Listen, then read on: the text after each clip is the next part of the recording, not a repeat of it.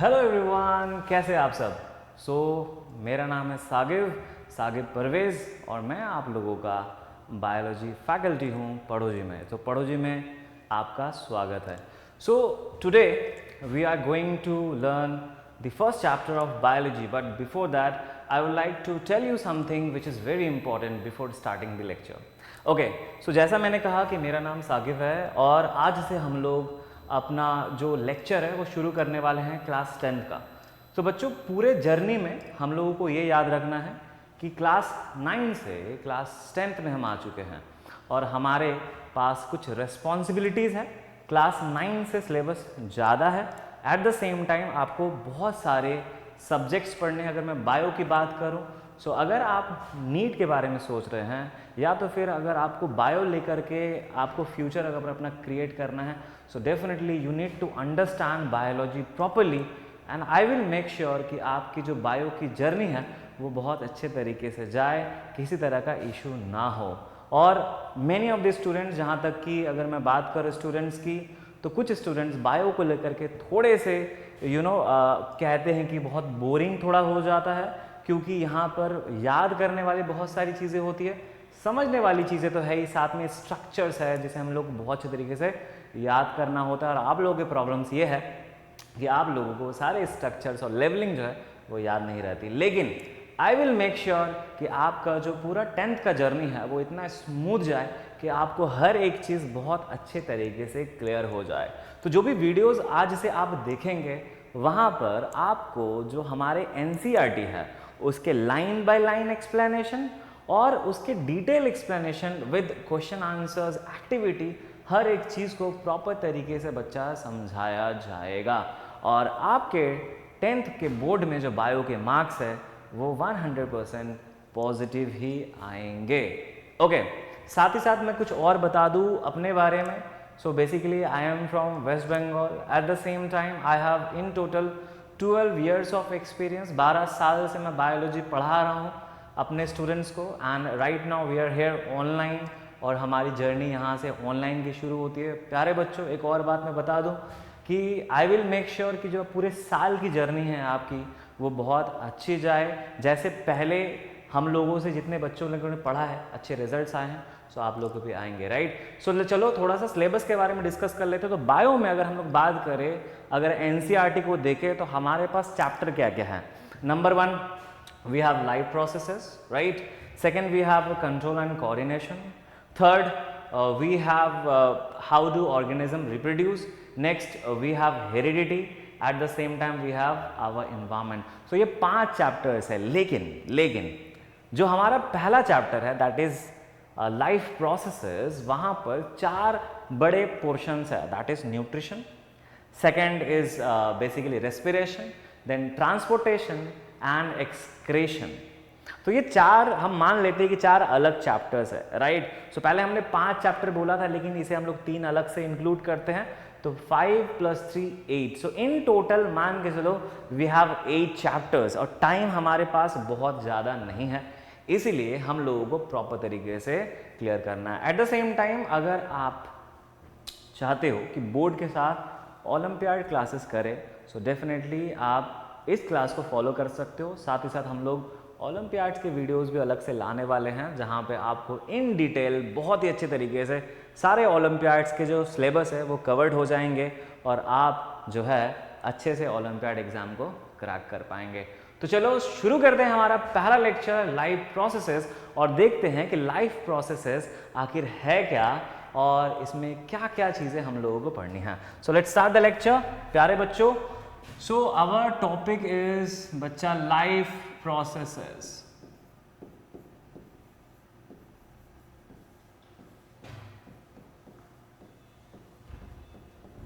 Okay बेटा, एक चीज याद रखो कि जब भी हम लोग है ना किसी एक चैप्टर के बारे में देखते हैं, राइट, जब भी हम लोग किसी चैप्टर के बारे में देखते हैं समझते हैं, तो सबसे पहला सवाल हमारे दिमाग में ये आना चाहिए कि इस चैप्टर का जो नाम है वो क्यों है ना। और फिर उसे तोड़ मड़ोड़ के एक्सप्लेनेशन हमें लानी पड़ती है ताकि हमारा जो चैप्टर है वो पूरा एक क्लियर हो जाए, एक ओवरव्यू में पूरा समाप्त हो जाए, राइट। सो ये चीजें हम लोगों को दिमाग में रखनी है। सो बेटा लाइफ प्रोसेसेस है क्या? अगर हम लोग बात करें लाइफ प्रोसेसेस की, तो लाइफ प्रोसेस एग्जैक्टली एक ऐसा प्रोसेस, एक ऐसा बेसिक प्रोसेस है जहां पर हम अपने सर्वाइवल को कंटिन्यू करते हैं। So let us understand with a definition that what is exactly life processes, right. So अगर हम लोग बात करें, राइट, द बेसिक फंक्शंस और फंडामेंटल फंक्शंस, राइट। सो देखो द बेसिक फंक्शंस, ठीक है, performed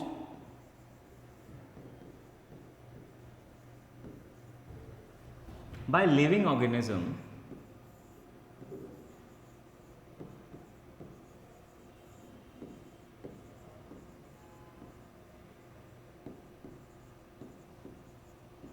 to maintain life on earth.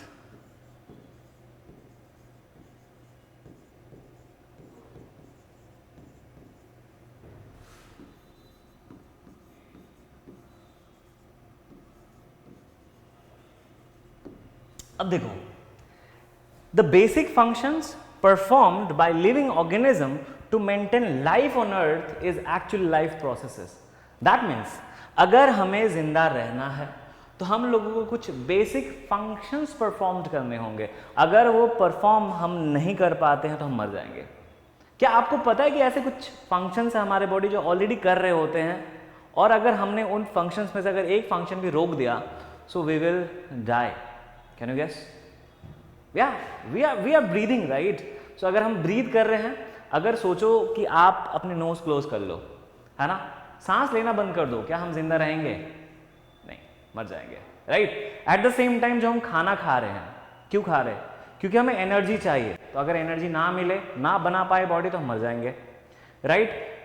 अगर हम बॉडी के अंदर बात करें ट्रांसपोर्टेशन की, अगर वो ना कर पाए, डेफिनेटली मर जाएंगे, राइट। तो बेटा अगर यूनिसेलुलर ऑर्गेनिज्म या फिर मल्टी सेलुलर ऑर्गेनिज्म, जैसे कि हम लोगों ने सेल चैप्टर में पढ़ रखा है, अगर किसी भी एक एग्जाम्पल को हम लेते हैं और उनको थोड़ा समझते हैं, तो हर एक ऑर्गेनिज्म वो सारे लाइफ एक्टिविटी और बाकी सारी चीज़ों को बेटा कर रहा होता है। अगर उनमें से एक भी फंक्शन मिस हो जाती है, सो दैट विल डाई, ठीक है। तो इसको समझने के लिए हम लोग एक बहुत बेहतरीन तरीके से, अभी ये सिर्फ और सिर्फ चैप्टर का इंट्रोडक्शन है, डिटेल एक के बाद एक आएंगे। तो ये लाइफ प्रोसेस का हम लोग इंट्रोडक्शन पार्ट देख रहे हैं बच्चा। सो let us understand this, okay. तो सबसे पहले यहाँ पर समझने के लिए हम मेंशन करते हैं बेटा लाइफ प्रोसेसेस। क्या करेंगे? Life processes, okay. सो ये है लाइफ प्रोसेसेस, ओके। डेफिनेशन से तो समझ में आ गया। नाउ इसको अच्छे तरीके से और बेहतरीन तरीके से हम लोग समझते हैं। सो बेटा अगर लाइफ प्रोसेसेस में एक इंपॉर्टेंट पॉइंट की हम लोग बात करें, let's take an important point, that is nutrition.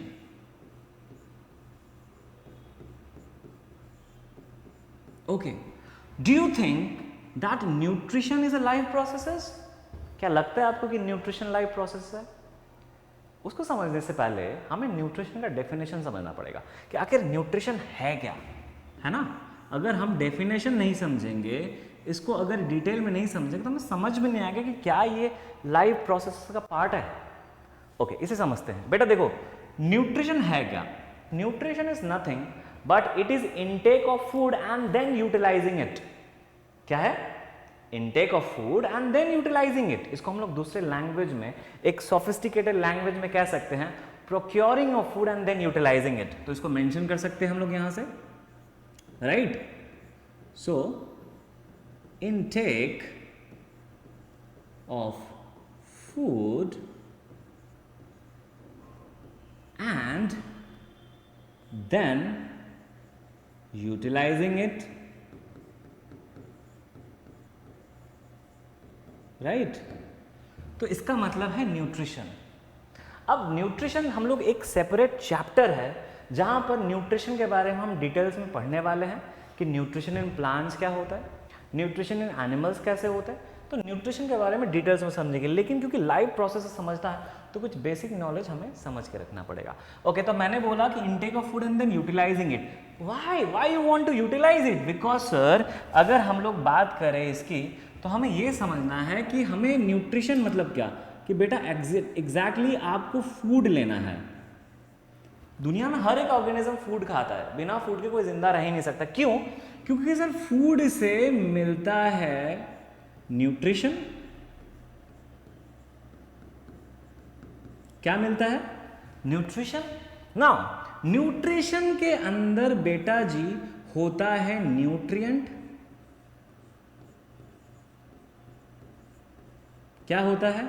Nutrient. अब तुम बोलोगे सर न्यूट्रिएंट क्या है? सो बेटा जी न्यूट्रिएंट है सम ऑर्गेनिक और inorganic substances utilised by our body to perform various functions. तो हमारे बॉडी में कुछ मेटाबॉलिक एक्टिविटीज होती है ना, तो उसको रन करने के लिए कुछ न्यूट्रिएंट्स चाहिए। इसके बारे में भी हम लोग न्यूट्रिशन चैप्टर में डिटेल्स में पढ़ेंगे कि न्यूट्रिएंट्स है क्या, माइक्रो न्यूट्रिएंट्स, मैक्रो न्यूट्रिएंट्स, ये सारी चीजें पढ़ेंगे। Organic nutrients, inorganic nutrients details में पढ़ने वाले, तो टेंशन लेने वाली कोई बात नहीं है। मुझे लग रहा है कि आपके दिमाग में ये क्वेश्चन आ रहा होगा कि सर इसे क्यों नहीं एक्सप्लेन कर रहे हैं बेटा, इसका ये सेपरेट चैप्टर है। This is just the overview we are taking, right. हमने डेफिनेशन पढ़ लिया, अब देख रहे कि लाइव प्रोसेस में ऐसे क्या क्या एसेंशियल चीजें हैं जिसे हम लाइव प्रोसेस कह सकते हैं। ओके बेटा न्यूट्रिएंट से आपको क्या मिलेगा? बेटा न्यूट्रिएंट से मिलेगा आपको एनर्जी। क्या मिलेगा? एनर्जी। तो एनर्जी बेटा एटीपी फॉर्म में मिलता है। एटीपी मतलब होता है एडिनोसाइन ट्राइफॉस्फेट। क्लास 6, 7, 8 से पढ़ते आ रहे हैं हम लोग, तो टेंशन नहीं लेना। तो this is the energy currency. तो देखो एक चीज कि हमें एक्चुअली में बेटा एनर्जी चाहिए था। क्या चाहिए था? एनर्जी। लेकिन देखो कहां से मिला? Food is the source. Food से हमें न्यूट्रिशन मिल गया, न्यूट्रिएंट फिर एनर्जी। डू यू थिंक, आपको क्या ऐसा लगता है कि बिना एनर्जी के हम कोई काम कर सकते हैं? Like your sir in front of the camera speaking without getting tired with full energy. At the same time you guys, those who are watching this video is fully enthusiastic, नए class 10 शुरू हुए, पूरे energy के साथ हो। जो तुम सुन रहे हो, जो तुम समझ रहे हो, क्या आपको नहीं लगता कि इसके लिए आपको एनर्जी की जरूरत है? जब आप कोई काम करते हो, जब कुछ भी आप सोचते हो, है ना, यहाँ से वहाँ मूव करना है, उन हर सारे काम को करने के लिए बेटा जी एनर्जी का रिक्वायरमेंट मस्ट है।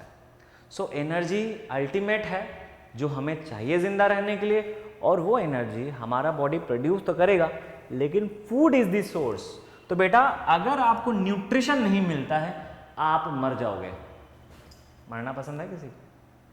नहीं, कोई नहीं चाहता मरना, सबको जीना है, right. Life is very short, we need to live. और ये जो जीने वाली बात होती है ना, ये थोड़ा सा मोटिवेशन है। जीना तो कुछ अच्छा करके जीना है, और उसके लिए बेटा अच्छे से पढ़ना है। कुछ अच्छा पढ़ लो, फिर कुछ अच्छा करेंगे हम लोग लाइफ में। So nutrition is important. Next, nutrition के बाद बच्चा एक और पॉइंट पे हम लोग डिस्कस कर लेते हैं, that is basically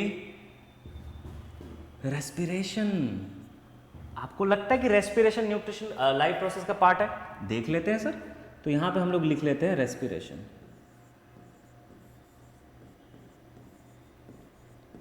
respiration. Okay, what is respiration? What do you mean by respiration? बताओ क्या है रेस्पिरेशन? सुनते आए हम लोग रेस्पिरेशन, एरोबिक रेस्पिरेशन, एनारोबिक, लेकिन एग्जैक्टली रेस्पिरेशन है क्या?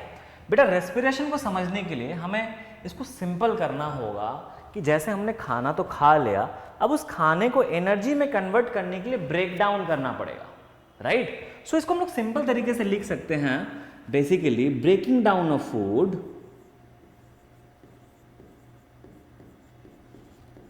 breaking down of food to release energy। सोचो कि तुमने खाना खाया और तुमने उसको तोड़ा और तुम्हें एनर्जी मिल गया जो कि एटीपी है, राइट। नाउ ये प्रोसेस अपने आप में एक बहुत ही कॉम्प्लेक्स प्रोसेस है, जहां पर हमारा बॉडी जो हमने ऑर्गेनिक फूड खाया है कॉम्प्लेक्स, उसको तोड़ता है और फिर एनर्जी बनाता है। इसको दूसरे लैंग्वेज में हम कह सकते हैं बच्चा जी, जो ब्रेकिंग हमने बोला तो उसे हम लोग कह सकते हैं ऑक्सीडेशन। क्या कह सकते हैं? Oxidation. So oxidation of food, आप ऐसे भी डेफिनेशन देखो। आप सीबीएसई के स्टूडेंट हो, आप एनसीईआरटी फॉलो करते हो, आपको पता है कि अब पहले जैसा कुछ नहीं रहा।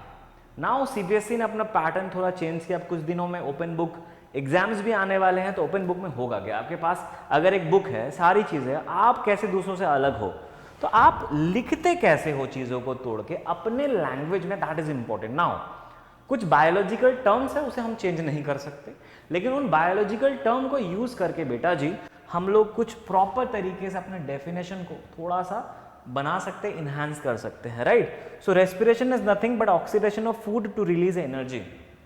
तो रेस्पिरेशन करके बेटा एनर्जी मिलता है। तो देखो अल्टीमेट सोर्स तो एनर्जी था। आपको लगता है कि रेस्पिरेशन के बिना हम जिंदा रह पाएंगे? नहीं। अब रेस्पिरेशन में ब्रीदिंग भी इंक्लूड होता है। नाक बंद कर लो, मर जाएंगे सर। वो है ना लाइक कि कुछ लोग हैं जो 1 मिनट तक अपनी सांसें रोक सकते हैं, कुछ लोग 2 मिनट, लेकिन आपको लगता है कि 2 मिनट के बाद वो कंटिन्यू कर पाएगा? 3 मिनट चलो मान लेते हैं, नहीं। The person will die because the oxygen is important. Yes और नो? जो रेस्पिरेशन हम करते हैं उसमें ऑक्सीडेशन प्रोसेस में ऑक्सीजन का भी रिक्वायरमेंट होता है, अगर वो नहीं होगा तो हम मर जाएंगे ना। और रेस्पिरेशन की कहानी बहुत बड़ी है, तो हम लोग रेस्पिरेशन चैप्टर में समझेंगे। रेस्पिरेशन में क्या क्या हम लोगों को पढ़ना है। रेस्पिरेशन में पढ़ना है कि भैया कि जो एक्सटर्नल रेस्पिरेशन क्या है, इंटरनल रेस्पिरेशन क्या है, सेल्यूलर रेस्पिरेशन क्या है, ये सारी चीज़ें हम लोग देखेंगे, जहाँ पे एरोबिक एनारोबिक रेस्पिरेशन समझेंगे कि ऑक्सीजन के प्रेजेंस में, ऑक्सीजन के एब्सेंस में, और साथ ही साथ लैक ऑफ ऑक्सीजन में कैसे एक ऑर्गेनिज्म यूटिलाइज करता है और रेस्पिरेशन करके एटीपी बना रहा होता है। दैट मीन्स एटीपी जो है इसे हम लोग कह सकते हैं this is our energy currency. क्या है बेटा? एनर्जी करेंसी है। पैसा पैसा पैसा बहुत जरूरी है। जीने के लिए पैसा चाहिए नहीं, जीने के लिए एनर्जी चाहिए। पैसा भी चाहिए, एनर्जी भी। कंफ्यूज हो ना बेटा, दोनों ही चाहिए। अगर एक ह्यूमन बॉडी को या कोई ऑर्गेनिज्म को जिंदा रहना है तो डेफिनेटली उसे एनर्जी की रिक्वायरमेंट, लेकिन एनर्जी आएगा फूड से, और फूड लाने के लिए पैसे चाहिए, इसीलिए पैसे बहुत इंपॉर्टेंट है। मनी मनी मनी, सबको चाहिए पैसा। कोई है ऐसा यहाँ पर क्लास में जिसको पैसे नहीं चाहिए? ओहो, ऐसा है कोई? मुझे तो बहुत चाहिए। ओके बेटा, नेक्स्ट बात कर लेते हैं। तो आई होप आपको न्यूट्रिशन समझ में आया बेटा। इस पे जब हम लोग न्यूट्रिशन आएंगे ना, आई कैन एश्योर यू आपको बहुत मजा आने वाला है, क्योंकि न्यूट्रिशन को मैं इतना बेसिक लेवल पे लेके जाऊंगा कि आपके दिमाग में कोई सवाल रहेगा ही नहीं। रेस्पिरेशन सेम, कुछ सवाल नहीं रहने वाला बेटा, हर एक चीज क्लियर हो जाएगा। नेक्स्ट बेटा, हमने न्यूट्रिशन कर लिया, रेस्पिरेशन कर लिया, अब बारी है एक और सवारी होने की, that means transportation.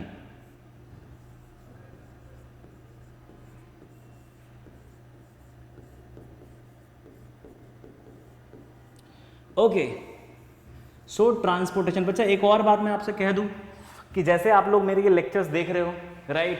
So if you are watching it on YouTube, what you can do, definitely you can write all these suggestion. For suppose if the viewing angle is not correct, if the writing or maybe something which is missing in the class, you need to tell me. On the very next day I will improve it, because improvement is necessary. वो सबको करना होता है, और just because this is only for you guys, so your valuable feedback is important in the comment section. So you need to comment very nicely, very positively, so that I can, or maybe my other team members who are taking the other classes will improve, right?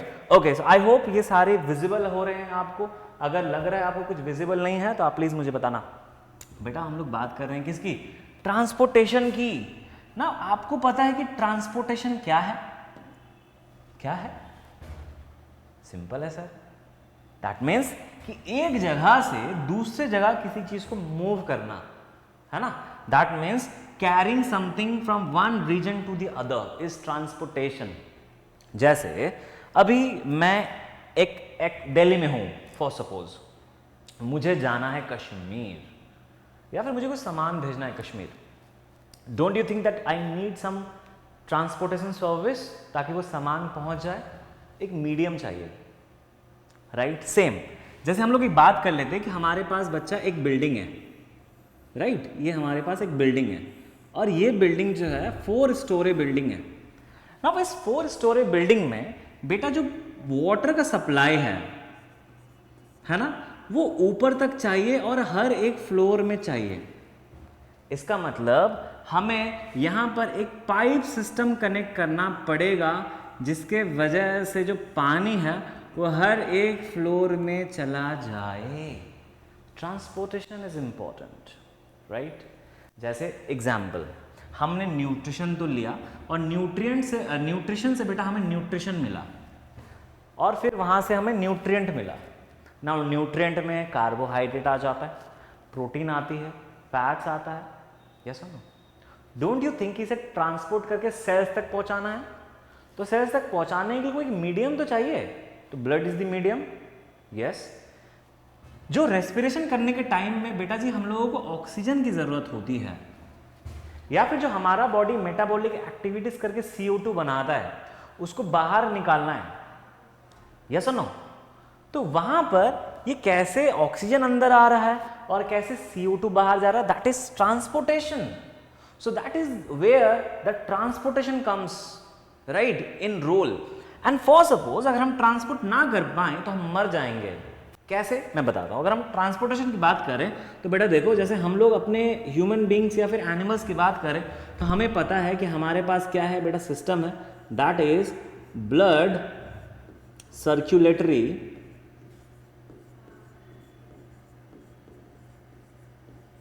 System, जहां पर blood transport कर रहा है पूरे body में। मैं आपको एक एग्जांपल देता हूं, आप शॉक्ड हो जाओगे।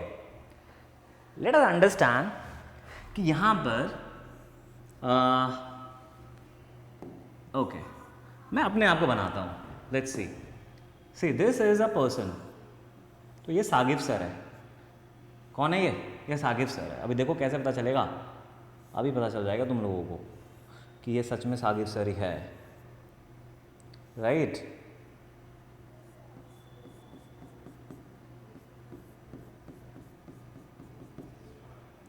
समझ में आया क्यों बना रहा सागिब सर ये? Is a body builder. मैं हूँ बॉडी बिल्डर भाई। हंसी आ रही है? Okay, so I have got 6 pack. चलो, सो मान लेते हैं कि ये सागिब सर है आपके और ये ह्यूमन बीइंग, राइट। अब समझो कि हमारे पास जो लंग्स है, मान लो इस एरिया पे हमारे पास लंग्स है। नाउ जब हम इनहेल करते हैं तो हमारे लंग्स में बेटा जी ऑक्सीजन पहुंचता है, यस। और जो भी हमारे बॉडी में सेल्स हैं वो बेसिकली जो ऑक्सीजन है वो सेल के पास जाता है और यहाँ पर ब्रेक डाउन होता है फूड का और तब जाके बेटा ATP बनता है। इसके बारे में इसकी जो कहानी है बहुत अच्छी तरीके से मैं आप लोगों को बताने वाला हूँ। रेस्पिरेशन में ओवरव्यू चल रहा है, देखो ओवरव्यू में कितना एक्सप्लेनेशन है ना। ओके, तो बेटा जी ये O2 जो है हमको सेल तक पहुंचाना। अब सोचो सर सेल तो पास में भी है, लेकिन मान लेते हैं बेटा यहाँ पर हमारा एक टो, उंगली जो है, अंगूठा, पैर का उंगली, वहां तक हमें ऑक्सीजन को बेटा पहुंचाना है। किसको? ऑक्सीजन को। लंग से टो तक जाना है। आपको पता है अगर हमारे पास ब्लड सर्कुलेटरी सिस्टम ना हो कितना टाइम लग जाएगा? चलो एक प्रोसेस है जो आप लोग ऑलरेडी पढ़ चुके हो, and that is diffusion. 9th में पढ़ चुके हो, 8th में पढ़ चुके हो। Movement of any molecule from higher concentration to lower concentration, yes और नो। सोचो कि ऑक्सीजन डिफ्यूज करते हुए जा रहा है, एक सेल दूसरे सेल को दे रहा है। आपको पता 3 साल लग जाएंगे लंग से टो तक जाने में। डू यू थिंक कि तुम्हारा पैर 3 साल वेट कर सकता है? सड़ जाएगा बच्चा, पैर नहीं रहेंगे तुम्हारे, खत्म। ऐसा करना नहीं है। तो हमारे बॉडी के पास एक ऐसा सिस्टम है जो इसने क्या कर लिया है कि एक सिस्टम क्रिएट किया है। तो मैं रेड कलर से इंडिकेट करके दिखा रहा हूं कि ये जो है हमारे टो तक एक पाइप सिस्टम कनेक्ट किया है जो कि ब्लड सर्कुलेटरी सिस्टम है। तो ब्लड सर्कुलेटरी सिस्टम इज बच्चा जी इंपॉर्टेंट, राइट। दूसरा सेम ऐसा ही सिस्टम बेटा जी हमारे प्लांट में भी होता है ना। तो ट्रांसपोर्टेशन प्लांट्स की बात कर लें तो उसमें भी है। तो यहाँ पर हम लोग बात कर लेते हैं, हमारे पास एसेंट ऑफ सैप है ना, एसेंट ऑफ सैप है बेटा जी, और साथ ही साथ हमारे पास है ट्रांसलोकेशन।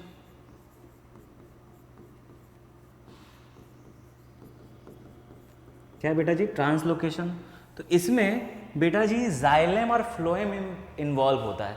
जब हम लोग इस चैप्टर को पढ़ेंगे तो ब्लड सर्कुलेटरी सिस्टम में ये पता चलेगा कि एक ओपन सर्कुलेटरी सिस्टम है और एक क्लोज्ड ब्लड सर्कुलेटरी सिस्टम है।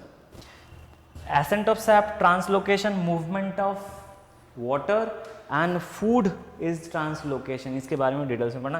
तो बेटा आप मुझे अब बताओ कि बिना ट्रांसपोर्टेशन के क्या एक ऑर्गेनिज्म जिंदा रह सकता है? नहीं, तो वो मर जाएगा। राइट, चलो नेक्स्ट हम लोग बात कर लेते हैं। ये इस लेक्चर का लास्ट पोर्शन है, तो आगे हम लोग देख लेते हैं बेटा। ये इस बिल्डिंग को हम लोग हटा देते हैं यहाँ पर से। राइट, आप घर पे बना लेना building. Okay, now let us understand our next portion, that is बेटा एक्सक्रीशन। क्या है? Excretion. Now excretion is important according to you. क्या एक्सक्रीशन इंपॉर्टेंट है? यस और नो बच्चा जी? एक्सक्रीशन मतलब क्या, पहले ये तो जान लो।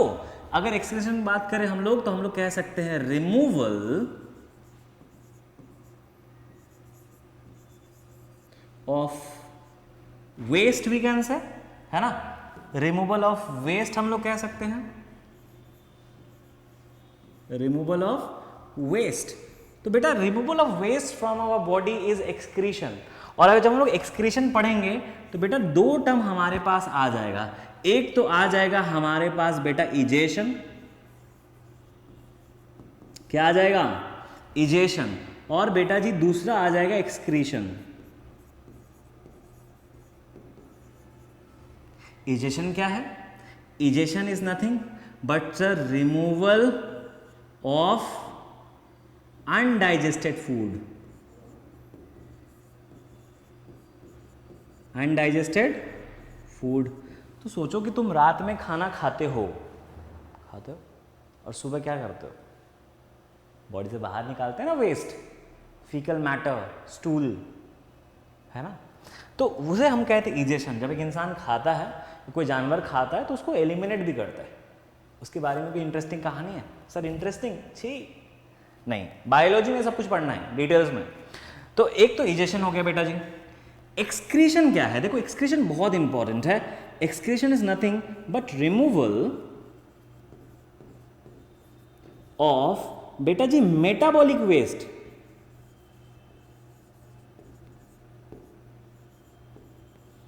Removal of metabolic waste. अब मेटाबॉलिक वेस्ट क्या है? मतलब एक सेल है और उस सेल ने कुछ मेटाबॉलिक एक्टिविटीज की। मेटाबॉलिक के बारे में हम लोग डिटेल्स में डिस्कस करेंगे। और उसके बाद बेटा जी उसका जो वेस्ट है, जैसे CO2 निकला, या फिर हमारा बॉडी जो है वो बेटा नाइट्रोजेनस वेस्ट निकालता है। तो ये जो नाइट्रोजेनस वेस्ट है, जैसे अमोनिया हो गया, यूरिक एसिड, यूरिया हो गया, ये तो वेस्ट है ना बेटा। और ये मेटाबॉलिक वेस्ट है। अगर इसको नहीं निकाले तो हम मर जाएंगे। एक एग्जांपल देता हूं मैं आपको। आई होप आपको समझ में आ रहा है। फास्ट तो नहीं हो रहा है। अगर हो रहा है आई विल मेक श्योर कि मैं उसको स्लो करूं, है ना। So please comment down in the video comment section, ताकि चीज़ों को प्रॉपर तरीके से मैं आपको हेल्प कर सकूं। ओके, थोड़ा स्लो हो जाता हूं बेटा। एक्सक्रीशन की बात कर रहे हैं और removal of toxic substance, that is nitrogenous waste की बात करें। देखो हमारा बॉडी अगर वेस्ट को एक्यूमुलेट करता रहेगा, किसको? वेस्ट को, तो धीरे धीरे वो हमारे बॉडी के अंदर ही रहते रहते एक्यूमुलेट होके टॉक्सिन मतलब जहर बन जाएगा और हम मर जाएंगे। चलो इसका मैं सिंपल सा एग्जांपल देता हूँ बेटा जी। अगर हम लोग बात करें इजेशन की, किसकी? देखो इजेशन की। रात में तुमने खाना खाया और सुबह तुम वॉशरूम नहीं गए, पॉटी नहीं गए, है ना। कोई बात नहीं है, कॉन्स्टिपेशन हो गया तुमको। अगले दिन फिर से हो गया, तीसरा दिन फिर से हो गया। खाना खा रहे हो लेकिन अंदर रह रहा है, सारा कुछ निकल नहीं रहा बाहर। डू यू थिंक कि 3, 4, 5 दिन के बाद तुम्हें प्रॉब्लम नहीं होगा? बेटा बहुत प्रॉब्लम होगा। मैं आपको बता रहा हूँ, constipation is a serious issues, है ना। अगर आपने किसी को भी है तो ड्रिंक वाटर, सबसे पहले एक्सरसाइज करो, है ना। सो वो सजेस्ट मैं करूँगा, बिकॉज पढ़ाई के दौरान, है ना, अगर हम अपने हेल्थ का ख्याल ना रखें तो भी एक बहुत बड़ा इश्यूज़ होता है, जिसमें से constipation one of the issues, जहाँ पर लोग जंक फूड खाते हैं, पानी कम पीते हैं तो कॉन्स्टिपेशन होता है। ओके, खैर, अगर किसी को कॉन्स्टिपेशन है और अगर वो स्टूल पास नहीं हो रहा है बेटा, बॉडी से जो अनडाइजेस्टेड फूड है वो वेस्ट होकर के नहीं जा रहा है, तो मैं आपको बता दूँ वो इंसान मर भी सकता है और फिर मेडिकल हेल्प और मेडिकल अटेंशन की ज़रूरत पड़ जाती है, जिसकी वजह से उसकी बॉडी से लिटरली बाहर निकालना पड़ जाता है वो वेस्ट, तब जाके उस इंसान के जो है जान बच पाते हैं। सो यू कैन अंडरस्टैंड कि how dangerous if we are not following the ingestion. और एक्सक्रीशन में अगर मैं बात करूँ तो जैसे मिक्चुरेशन हम करते हैं, जैसे यूरिन को बाहर निकालना, वो भी ज़रूरी है। तुम सोचोगे तुम यूरिनेट नहीं कर रहे हो, इसका मतलब तुम्हारा किडनी प्रॉपर फंक्शन नहीं कर रहा है ना, तो भी आपको दिक्कतें आ सकती है। जैसे आप लोगों ने देखा होगा कुछ ऐसे लोग हैं जिनको बेसिकली किडनी फेलियर हो जाता है और उनके बॉडी से जो टॉक्सिक सब्सटेंस है बेटा वो बाहर नहीं निकल पाता, और इसीलिए उनके ब्लड को प्यूरिफाई किया जाता है, जिसको हम लोग हेमोडायलिसिस कहते हैं। डायलिसिस सुना होगा आप लोगों ने, किसी के आसपास में कोई अगर ऐसा इंसान है जिसके किडनी फेलियर है ना, तो कितना इंपॉर्टेंट है हमारे बॉडी का ख्याल रखना। Okay, so in a nutshell let's wrap up this lecture and and this session, the introductory part. So बेटा लाइफ प्रोसेस की बात करें तो nutrition, respiration, transportation, excretion, this all four are essential part और the processes of life processes. और अगर इसको हम डेफिनेशन को हम लोग समझे, the basic functions performed by living organisms to maintain life on earth, इसको लाइफ प्रोसेसेस। तो ये कुछ बेसिक फंक्शंस है। अब मैं आप लोगों का बस 5 मिनट लूंगा और फिर क्लास एंड करूंगा एक सवाल के साथ। अगले दिन जब मैं आऊंगा तो मैं आपसे उसका आंसर पूछूंगा। बेटा ये कुछ प्रोसेस है, लेकिन एक और प्रोसेस है जो हम सब लाइफ में सारे ऑर्गेनिज्म कर रहे होते हैं, and that is reproduction. Now do you think that reproduction is essential life processes? क्या आपको लगता है कि जिंदा रहने के लिए रिप्रोडक्शन इंपॉर्टेंट है? तो इसका आंसर मैं आप लोगों से कल लेने वाला हूं और इसके बारे में डिटेल्स में एक्सप्लेनेशन करने वाला हूं, तो अपने आंसर सोच के रखिएगा और आंसर के लॉजिक होने चाहिए आपके एक्सप्लेनेशन में कि आखिर रिप्रोडक्शन क्यों। वैसे मैं आप लोगों को समझाऊंगा ज़रूर।